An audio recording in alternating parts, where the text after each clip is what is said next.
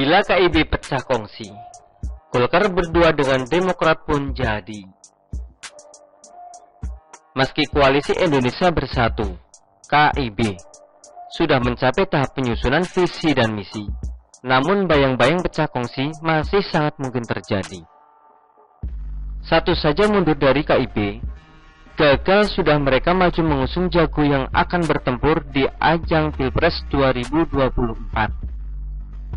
Mungkin saja ada yang meragukan bila Airlangga Hartarto maju jadi capres, mengingat elektabilitasnya hanya sekitar 2,6%. Karena itulah, Golkar membutuhkan calon pendamping yang elektabilitasnya lebih tinggi dari Airlangga. Dan diakui atau tidak, kandidat RI 2 diharapkan punya logistik yang kuat, relatif bersih namanya, dan mendapat dukungan massa yang terukur. Misalnya saja, Erick Thohir didukung massa NU setelah resmi diangkat sebagai anggota kehormatan Banser. Sedangkan dua rekan di KIB rasa-rasanya belum sesuai kebutuhan untuk menambal kekurangan Airlangga. Sehingga P3 dan PAN meski legowo untuk tidak maju sebagai cawapres dan menyerahkannya kepada pihak luar yang memiliki modal sesuai harapan Golkar. Modal Airlangga untuk berani maju dalam kontestasi kepemimpinan nasional 2024 memang cukup signifikan.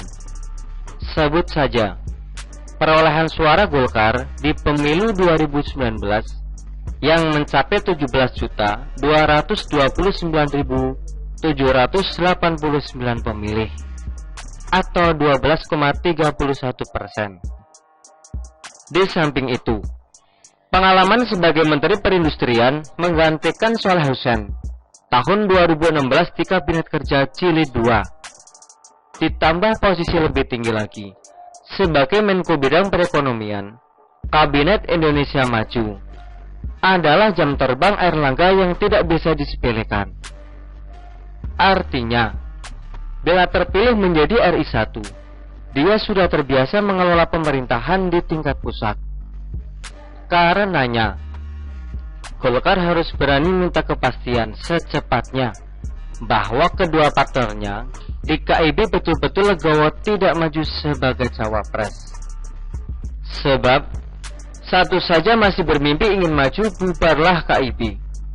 Kelihatannya, bila KIB pecah kongsi lebih awal lebih bagus, karena Golkar mungkin akan mengajak Demokrat membuat koalisi baru. Bermodalkan dua partai saja, terbentuklah koalisi baru. Karena suara Golkar yang 12,31% plus Demokrat store 7,77%, berarti PT 20% sudah terpenuhi. Meski Demokrat pernah dilanda prahara hengkangnya sejumlah kader potensi bersama gerbong-gerbong kader setianya, hilangnya suara Demokrat toh tidak akan kemana-mana, sebab sebagian besar berpindah ke perahu Golkar. Lebih-lebih lagi, kedua partai ini bisa dikategorikan parpol yang diminati pemilih moderat. Kalau untuk pemilih Islam, Partai Golkar sudah lama menjauhi spektrum ekstrem kanan yang kita ketahui dulu dimotori FPI dan HTI. Untung saja pemerintah segera membubarkan kedua ormas itu dan menjadikannya sebagai organisasi terlarang. Mestinya Demokrat di bawah Ketum AHY saat ini polisinya sama dengan kebijakan Golkar, tidak seperti ayahnya Pepo SBY yang butuh aman dan nyaman selama 10 tahun memerintah. Sehingga kiprah FPI dan HTI dibiarkan saja merajalela. Rizik Syihab waktu itu tampil jumawa, seakan tidak ada yang ditakuti. Untung saja setelah ganti presiden, Jokowi lebih tegas. Ketegasan Jokowi diperkuat salah satu pembantunya, Jenderal Dudung Abdurrahman, ketika jadi Pangdam Jaya.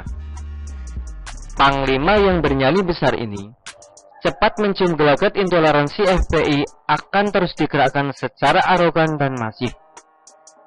Kalau dibiarkan secara merajalela, tentu akan membahayakan keutuhan bangsa.